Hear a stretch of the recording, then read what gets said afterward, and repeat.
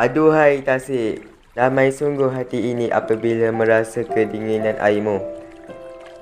Ah, tenteramnya jiwa ini mendengar airmu mengalir tenang. Tetapi, setenang itukah hati kami yang datang bertandang kemari? Dan setenang itukah juga hati orang yang menyambut kami di daerahmu ini?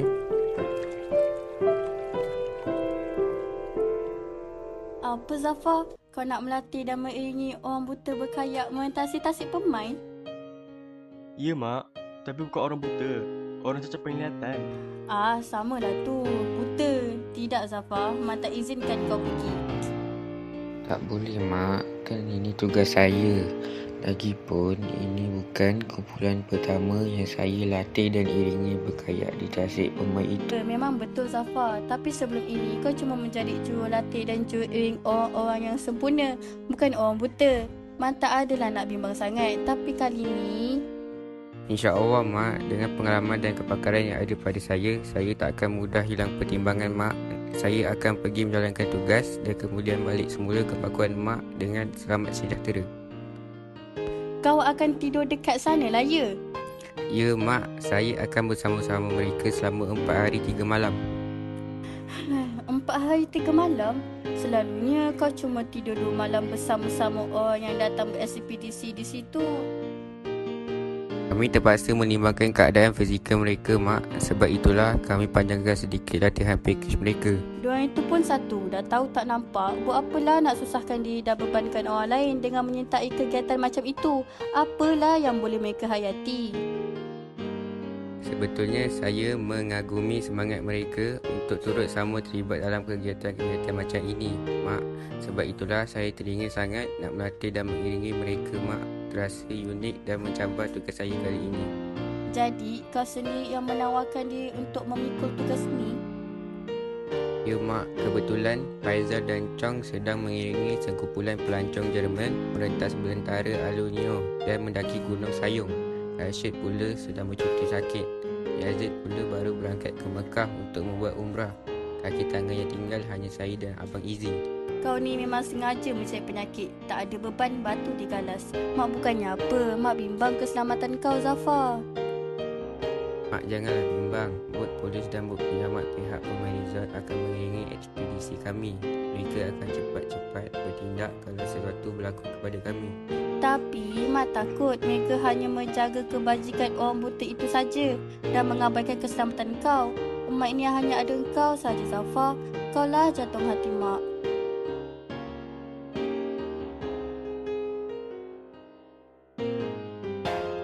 Sampai macam itu sekali sikap mak kau, Zafar? Ya, Bang. Saya pun tak tahu kenapa dia bersikap macam itu. Walhal sebelum ini, dia amat memahami tugas saya. Malah, dia selalu bagi dorongan kepada saya. Agaknya dia menentang habis-habisan kali ini sebab kumpulan yang datang ini terdiri daripada orang-orang cacat penglihatan. Dia tentu sedia maklum tanggungjawab yang diamanahkan kepada kita kali ini lebih berat, lebih mencabar dan mungkin akan mengancam nyawa putera tunggal kesayangannya ini. Mungkin juga, Bang. Tapi sekali fikir, abang rasa aneh lah, Zafar. Apa yang anehnya, Bang? Mak Zafar bukan calang-calang wanita di bandar kita ini. Dia amat disegani walaupun sudah bersara daripada tugasnya sebagai pegawai. Dia pemimpin wanita yang unggul. Dia disanjungi kerana berfikiran terbuka dan berpandangan jauh. Tapi dalam hal macam ini, dia berpendirian macam wanita kolot pula. Pelik kan? Hai, entahlah bang, sebab salah saya jadinya. Saya memang bersedia untuk mencurahkan ilmu dan kemahiran berkayak yang ada pada saya kepada semua orang. Tak kira sama ada orang itu normal atau cacat. Tapi apabila mengenalkan pandangan saya, mak sewaktu saya berangkat pagi tadi. Dahlah itu Zafar. Mak Zafar tu sebenarnya terlalu sayang kepada Zafar. Zafar anak tunggalnya. Zafar merupakan harta paling bermakna yang ditinggalkan oleh arwah bapa Zafar untuknya. Dia takut jadi apa-apa yang tak baik. Dia takut kehilangan Zafar. Betul ke mak saya berkelakuan macam itu sebab dia terlalu sayang akan saya? Entah-entah ada sesuatu tersembunyi di sebalik keganjilan perangai mak saya itu.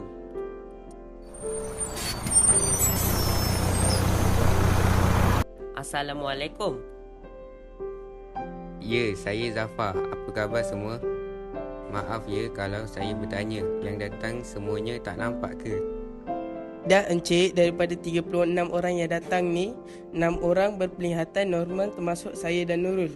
Dan selebihnya, semuanya cacat penglihatan sama ada kategori buta seperti saya atau kategori rabun seperti Lydia.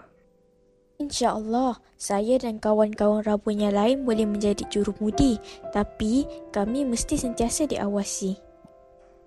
Apa-apa hal sekalipun, saya kira tentu saudara semua dah letih selepas semalaman berada dalam bas. Jadi, elok rasanya kalau kita ke tempat penginapan dahulu untuk menghantar beg dan berehat beberapa ketika. Lepas itu, kita bersarapan pagi dan terus memulakan latihan berkayak kita secara teori dan praktikal. Satu hal yang saudara semua harus ingat ialah saudara datang ke sini untuk belajar berkayak dan seterusnya menyertai ekspedisi berkayak. Dalam ekspedisi berkayak, keselamatan semua peserta amat penting. Oleh itu, para peserta tidak boleh terlalu jauh, terpisah antara satu sama lain. Additionalnya, kalau sesuatu terjadi kepada mana-mana peserta, peserta-peserta lain boleh cepat-cepat memberi bantuan. Betul tak bang? Pandai pun. Tapi jangan pandai bercakap saja, Zam. Abang tak nak tengok kesilapan berlaku. Semalam dah abang terangkan teori dan kita sudah berlatih praktikalnya. Jangan buat kesilapan lagi, Zam. Nanti nyawa kita terancam. InsyaAllah, kami tak akan mengulangi kesalahan semalam. Sebagai jurumudi, saya pandang serius semua teguran. Ya bang, saya takkan ulangi lagi. Saya memang beruntung dapat berpasangan dengan Haris. Ini tidak pula bermakna jurumudi lain tidak bagus. Semua jurumudi nampaknya telah menunjukkan komitmen masing-masing kecuali Nazar dan Syamsul. Apa pula halnya dengan si Nazar dan si Syamsul tu? Yang pula soalnya, dengan sajalah penerangan Zafar dan Abang Izzi itu. Saya dapati Nazar dan Syamsul keberatan nak benarkan pasangan masing-masing mendayung. Mereka rela mengendalikan kayak mereka sendirian. Ya ke Haris? Entah, aku tak perasan pula. Memang betul, Zam. Aku nampak air mata Suri dah bergenang. Dia kecewa sungguh tak dapat berdayung. Sekali pandang, memang Nazar bagi melepaskan fizikal kepada Suri. Tapi, sikap Nazar itu sebenarnya merupakan penderaan mental bagi Suri. Aidil dan Syamsul pula asyik bertekar saja tadi. Aidil tu dah tarik muka entah berapa belas sebab tak dapat mendayung. Saya yakin Suri dan Aidil datang kemari kerana mereka juga nak merasakan susah senangnya berkayak. Jadi, bagilah peluang kepada mereka untuk sama-sama mendayung. Abang harap saudara-saudara semua memandang positif teguran-teguran kami demi kebaikan kita bersama. Sekarang, kita akan berkayak balik ke tempat permulaan. Kali ini kami mahu lihat adanya semangat berekspedisi dan semangat setia kawan sesama saudara semua. Sebelum sampai ke tempat permulaan kita semalam, abang akan suruh buat rafting sekali lagi. Rafting untuk apa pula, bang? Kami nak ajar cara-cara menyelamatkan diri sendiri dan menyelamatkan orang lain jika ditakdirkan berlaku peristiwa kayak terbalik semasa kita sedang berekspedisi. Ada beberapa cara memberi dan mendapatkan pertolongan seandainya peristiwa yang tidak diingini itu berlaku. Cara pertama dikenali sebagai komando rescue. Apa bendanya itu, bang? Dalam komando rescue, kita akan cuba selamatkan diri kita dan masuk semula ke dalam kayak tanpa bantuan orang lain. Selain itu, terdapat juga T-Rescue dan H-Rescue. Dalam kedua-dua cara ini, kayak-kayak berhampiran akan datang membantu kayak yang terbalik itu. Dalam latihan kita nanti, kami mahu saudara semua memainkan kedua-dua peranan, iaitu sebagai orang yang diselamatkan dan juga sebagai penyelamat. Menarik bunyinya itu. Tapi, sebelum kita meneruskan latihan kita, kami minta maaf kerana kami terpaksa tukar beberapa pasangan supaya latihan kita menjadi lebih lancar. Nurul, sila bertukar kayak dengan Nazar dan Haris. Sila bertukar tempat dengan Syamsul. Nampaknya berehat panjang lah kau nanti ya Zam. Kau dah tak payah mendayung lagi. Tak adanya. Aku akan ketuk Syamsul dengan pendayung kalau dia tak bagi aku mendayung. Azman, sila bertukar tempat dengan Cikyong. Orang yang duduk di hadapan, sila pegang komen kayak di kiri kanan saudara semua kuat-kuat. Bagi memudahkan beberapa orang jurumudi berpindah kayak. Pegang kuat-kuat ya.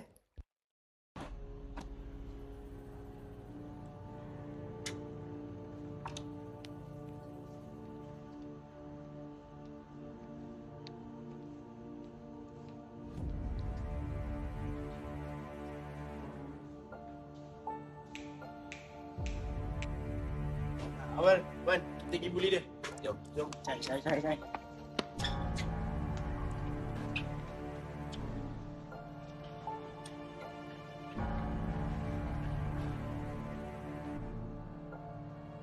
Budak. Ikut aku jap. Kenapa bang? Ikut je kita orang. Jom.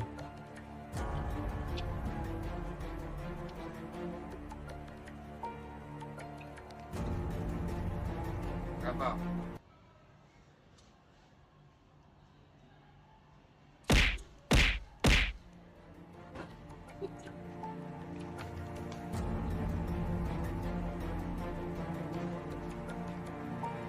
Zoom. Dah sampai. Bayar duit. Tak ada. Asal tak ada duit? Takkan gitu lah tak buat duit. Bayar duit. Buka beg ni. Buka. Kau punya. Kau tak tanya duit ni. Ha? Jadi tak ada duit. Tak ada duit. Tak ada duit. Duit. Bom. Berhenti. Hentikanlah bully fizikal. Bully boleh mengancam emosi seseorang dan boleh menyebabkan kegelisahan dan kemurungan. Bully juga akan menyebabkan seseorang bertindak secara melulu dengan niat untuk mencederakan diri atau membunuh diri. Selain itu, pembuli akan dikenakan tindakan oleh pihak sekolah seperti di pos sekolah atau dihantar ke sekolah pemilihan yang dikenali sebagai jubana.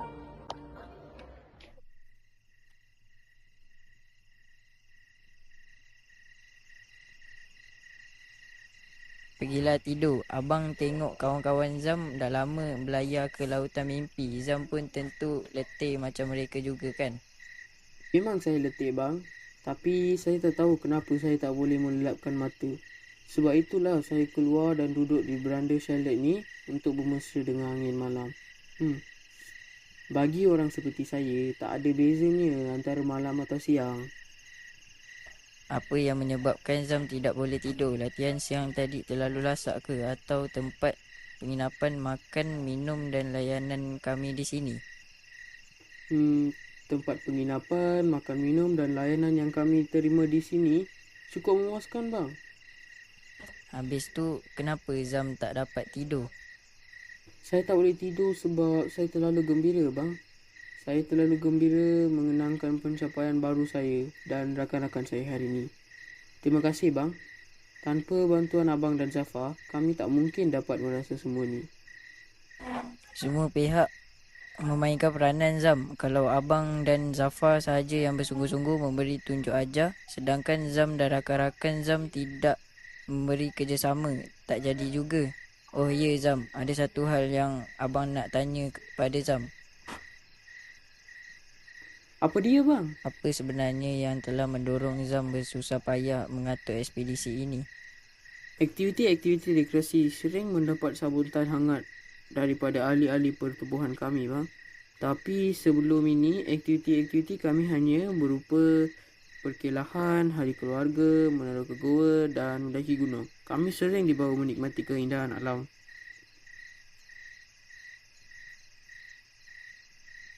Maafkan abang, macam mana Zam dan kawan-kawan menghayati keindahan alam ini dalam keadaan mata yang tak dapat melihat keindahan itu? Kami menghayati melalui hati kami. Jari-jari yang menyentuh alam yang segar ini akan terus tertancap di hati. Dan inilah kumpulan orang cacat penglihatan pertama yang sampai kemari. Oh ya Zam, punyalah banyak pihak yang menyediakan kemudahan berkayak. Kenapa tempat peranginan ini yang menjadi pilihan? Sebenarnya dulu rakan-rakan sepejabat saya ada bertandang kemari untuk ekspedisi berkayak. Ya, Zam tak ikut serta dengan mereka.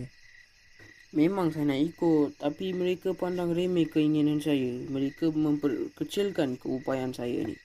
Itulah Zam mengusahakan ekspedisi ini ya. Ya bang, kebetulan saya dapat tahu alamat tempat peranginan ini daripada perbualan mereka. Tambah menyemarakan semangat saya untuk kemari ialah pujian-pujian mereka terhadap kaki tangan dan keindahan di sini. Tapi masa Zam mengajukan permohonan kepada kami, Zam terfikir tak kemungkinan permohonan Zam akan ditolak. Fikir juga bang, bukan senang tempat peranginan dan pusat-pusat rekreasi nak membenarkan orang cacat menggunakan kemudahan dan peralatan mereka. Macam mana pun, setelah saya susuli surat saya dengan panggilan telefon, saya yakin pihak tempat peranginan ini ikhlas menyambut kedatangan kami. Ikhlas tu memang ikhlas Zam. Tapi berdebar-debar juga. Kami nak sambut rombongan istimewa yang diketuai oleh Zam ini. Ya, saya memang dapat mengesan debaran dan rasa tergamam abang dalam perbualan sulung kita menerusi telefon. Tapi saya yakin debaran dan rasa tergamam itu dah hilang lepas abang bertemu dan melatih kami siang tadi. Betul tu Zam. Melihat akal kesungguhan Zam dan kawan-kawan Zam siang tadi, abang sering terlupa yang Zam dan kawan-kawan Zam ni cacat penglihatan. Abang nak buat kamu macam orang normal. Maaflah. Kami baru sehari mengenal kayak. Pada pendapat abang, bolehkah kami berkayak melintasi tasik permai mulai esok? Cukup ke bekalan pengetahuan dan pengalaman yang baru sehari kami milik ni? Kalau Zam dan kawan-kawan Zam mengekalkan prestasi seperti siang tadi serta sentiasa mengikut arahan abang dan Safar, insya-Allah tasik permai akan dapat Zam dan kawan-kawan Zam takluki. Kesian abang. Kesian apa pula Nurul? Kami menyusahkan abang. Yelah, kejap abang terpaksa berkejar ke depan, kejap abang terpaksa berpatah balik ke belakang. Abang tak letih ke? Abang dah biasa hidup macam ni Nurul. Kan ini tugas abang. Meskipun dengan kehadapan dan ke belakang begini sajalah abang dapat memastikan semua peserta tidak menghadapi sebarang masalah. Tapi tentu ekspedisi kali ni jauh lebih meletihkan daripada ekspedisi-ekspedisi sebelum ni. Maklumlah, bukan senang nak kawal satu kumpulan yang sebahagian besarnya terdiri daripada orang-orang cacat penglihatan. Manapun apa yang sedang kita lalui sekarang jauh lebih baik daripada apa yang abang bayangkan ketika pertama kali berbual dengan Zam dalam telefon. Apa yang abang bayangkan? Abang bayangkan semua yang datang ini tak dapat melihat. Mati akal juga abang memikirkan macam mana nak mengendalikan ekspedisi ini. Zam tak cakap ke yang setiap kegiatan rekreasi yang dianjurkan oleh pertubuhan mereka biasanya akan disertai oleh ahli-ahli rabun dan ahli-ahli bersekutu? Tak pula, abang pun tak teringat nak bertanya. Tapi nasib baik juga ada peserta rabun dan normal dalam kumpulan ini. Kalau tidak, susah juga abang dan Zafar. Sebetulnya, kehadiran Nurul dan ahli-ahli bersekutu lain dalam ekspedisi ini bukan sahaja meringankan beban tugas abang dan Zafar, malah turut memberi beberapa pengajaran kepada kami. Apa maksud abang? Yalah, Nurul, Haris dan kawan-kawan lain secara tidak langsung telah mengajar kami cara yang betul untuk memimpin orang yang cacat penglihatan serta bagaimana melayan makan minum mereka. Apalah sangat pengajaran itu berbanding dengan ilmu yang dah kami dapat di sini, bang? Ada pengajaran yang lebih penting daripada itu, Nurul. Pengajaran apa, bang? Nurul dan kawan-kawan Nurul telah mengajar kami erti kesabaran. Kagum sungguh abang tengok Nurul, Haris, Cikyong dan yang lain-lain menunjukkan bahagian-bahagian kayak dan cara-cara mendayung pada kawan-kawan lain semalam. Oh, itu. Sebenarnya penerangan abang dan Zafar agak membingungkan mereka yang baru kenal kayak. Mereka juga tak dapat lihat aksi abang dan Zafar. Jadi memang wajarlah kami membantu. Itu memang betul. Tapi abang rasa abang memang tidak mempunyai darjah kesabaran setinggi itu untuk mengajar seorang demi seorang hingga mereka benar-benar faham. Zam itu berasal dari mana? Nurul, Haris. Kalau Zafar nak tahu apa-apa tentang Zam, tanya Nurul. Apa pula aku? Kan semua bukti peribadi Zam ada dalam otak kau. Kau ni... Janganlah ambil hati Nurul. Aku main-main saja. Sebenarnya Zam berasal dari Kelantan Zafar. Tapi masa dia baru berusia 3 bulan, dia diserahkan kepada keluarga angkatnya yang letak di Johor. Kenapa dia diserahkan kepada keluarga angkat? Keluarganya miskin ke? Menurut Zam, keluarganya keluarga ternama dan berada. Demi menjaga kedudukan mereka, Zam yang cacat tu disingkirkan. Macam mana pun, Zam beruntung kerana keluarga angkatnya telah memberi kasih sayang dan pendidikan dengan secukupnya. Kau perasan tak, Haris? Perasaan apa? Muka Zam dan muka Zafar seiras. Yalah, cara mereka berjalan, bercakap dan susuk tubuh mereka juga sama. Zafar, Muzamil, nama mereka pun hampir sama.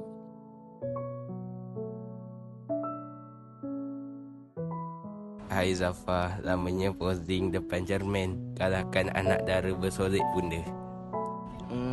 Oh, abang rupa-rupanya. Terperanjat lah tu.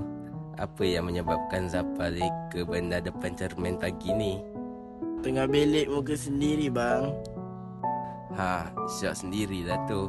Perasan awak pemuda paling kacak, paling tampan. Bukan macam tu, bang. Habis tu apa? Malam tadi, Nurul dan Haris kata muka dan perawakan saya macam muka dan perawakan Zam. Jadi Zafar tengah memastikanlah sama ada apa yang mereka cakap tu betul atau tidak. Sebenarnya, masa kali pertama saya pandang Zam, saya rasa macam saya tengah tengok imej saya sendiri dalam cermin. Memang warna kulit, raut wajah dan bentuk badan kami lebih kurang sama saja. Yang berbeza hanyalah matanya yang sentiasa tertutup. Mula-mula, saya buat tak tahu saja. Tapi apabila Nurul dan Haris tegur malam tadi, abang pun perasan yang Zam dan Zafar mempunyai banyak persamaan. Inilah bukti kekuasaan Allah, Zafar. Dua insan yang bukan adik-beradik kandung mempunyai rupa paras yang sama. betul ke kami bukan adik-beradik kandung? Dahlah tu Zafar. Jangan nak berlandut bunda. Tinggalkan cermin itu. Jom kita pergi sarapan dan lepas tu kita teruskan ekspedisi kita.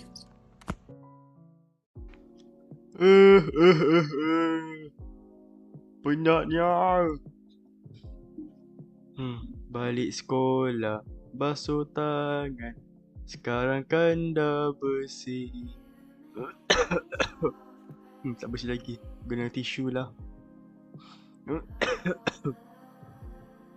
Aduh, penat lah belajar pasal tupai-tupai J tu. Base height.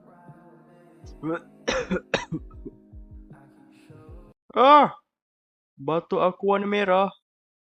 Sekejap. Benda ni kan dah biasa.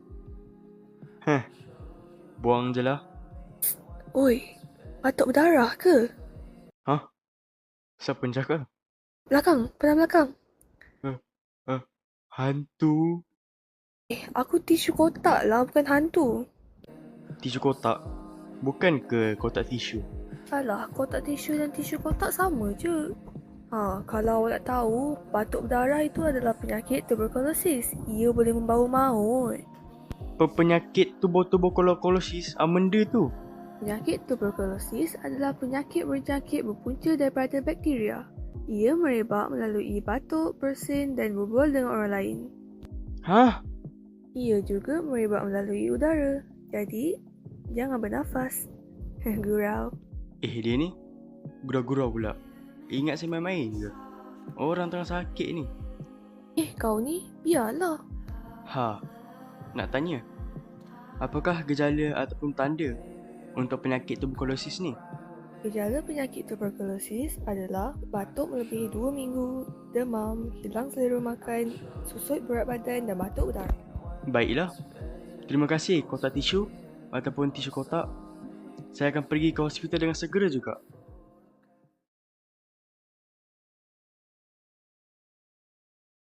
Assalamualaikum, Mak. Waalaikumsalam. Zafar. Ya, Mak. Kenapa Mak duduk termenung di muka pintu ini? Tunggu kau lah. Mak ni, macamlah kita tak pernah berjauhan. Tapi kali ni Mak rasa kita macam jauh sungguh. Kenapa Mak rasa macam tu? Sebab kau langsung tak telefon Mak pula tu. Orang-orang yang kau bawa berekspedisi bukannya boleh menyelamatkan kau kalau sesuatu terjadi pada kau. Itulah yang merisaukan Mak. Maafkan saya, Mak. Saya tak patut biarkan Mak risau tidak menentu. Memang saya silap sebab saya tak telefon Mak. Sedar pun kau. Benarnya, apabila ada masa lapang, saya sering leka berbual dengan para peserta ekspedisi hingga larut malam. Tak sampai hati pula saya nak kacau Mak pada waktu macam tu. Ada-ada saja alasan kau. Macam mana pun, Mak bersyukur sebab kau dah kembali ke pangkuan Mak dalam keadaan selamat. Saya pun bersyukur sebab ekspedisi tu berjalan dengan lancar. Oh ya, Mak. Esok Mak ada kerja tak? Sepatutnya mesyuarat jawatan kuasa kaum ibu akan diadakan esok, tapi mesyuarat tu dibatalkan. Jadi, Mak tak ada ke mana-mana lah esok. Begitulah, Zafar. Kenapa? Nak ajak Mak ke mana? Saya nak ajak Mak pergi ke tempat peraginan saya bekerja. Tak naklah, Zafar. Mak dah selalu benar ke sana. Saya bukan nak ajak Mak bersia-sia dekat sana. Habis tu? Saya nak ajak Mak menonton video. Video apa pula? Rakaman ekspedisi berkayak yang baru berakhir itulah. Tu pun nak divideokan? Itulah, Mak. Peristiwa ni merupakan peristiwa bersejarah bagi tempat peraginan kami. Sekaligus, rakaman ini juga membuktikan yang orang cacat penglihatan boleh berkayak jika diberi peluang. Mak pergi ya, Mak? Yelah. Macam tu lah. Sayang, Mak. Mak! Ada apa lagi ni? Saya lapar lah. Saya dah rindu nak makan masakan Mak. Mak pun dah lapar, Zafar. Selama Zafar tak ada, Mak tak berselera nak makan. Apa ditunggu lagi? Jomlah ke dapur. Ya, Mak. Ada 36 orang semuanya. Ini gambar masa mereka diperkenalkan kepada bahagian-bahagian kayak. Yang ni pula gambar mereka sedang membuat latihan water confidence. Tengoklah tu makcik, kecoh. Bukan senang nak kikis ketakutan mereka pada air dan bukan senang pula nak ajar mereka mengapungkan diri dengan bantuan jaket keselamatan. Yang Zafar pun turut sama teraba-raba macam mereka tu kenapa? Itu bukan saya, Mak. Itu Muzamir. Muka dia macam muka saya kan, Mak? Muzamir? Tidak. Tak mungkin. Pula gambar yang sempat dirakam masa kayak Muzamir dan Syamsul terbalik. Tengok tu makcik. Zafar jadi hero. Dia telah terjun ke dalam air dan cuba membantu Muzamir. Tidak. Nak ke mana tu? Tunggu dulu. Kan rakaman video ni belum habis ditayangkan. Tak mahu. Mak tak mahu tengok video lagi. Kenapa dengan Mak Zafar tu? Salah bang, saya sendiri tidak faham apa makna semua ini. Yang pasti sejak saya bertemu Zam banyak persoalan baru mula berlegar-legar dalam kepala saya dan saya yakin Mak saya tahu semua jawapan kepada persoalan-persoalan itu. Apa yang menyebabkan Zafar meyakini begitu? Reaksi mak saya setelah mendapat tahu saya terlibat dalam ekspedisi ni dan reaksi mak saya sebentar tadi jelas menunjukkan yang mak saya menyimpan suatu rahsia. Tapi, Zafar memang anak tunggal kan? Begitulah saya diberitahu. Tapi setelah berkenalan dengan Zam dan mengetahui latar belakangnya, saya mula meragui saya anak tunggal. Abang pun tak tahu apa nak cakap Zafar? Abang tahu ketika kayak Zam dan Syamsul terbalik, saya membantu Zam bukan kerana didorong oleh tanggungjawab petugas tempat beranginan terhadap pelancong yang datang berkunjung atau tanggungjawab insan normal terhadap insan cacat. Saya menolong kerana digerakkan oleh suatu perasaan lain yang amat sukar untuk saya gambarkan. Ya, abang sudah mula memahami dilema yang dialami oleh Zafar. Dan ketika saya dan Zam bersalaman dan berpelukan sebelum Zam berangkat, saya diserbu oleh rasa sayu yang amat sangat hingga menyebabkan air mata saya mengalir. Apakah benar ada kaitan antara saya dengan Zam, bang?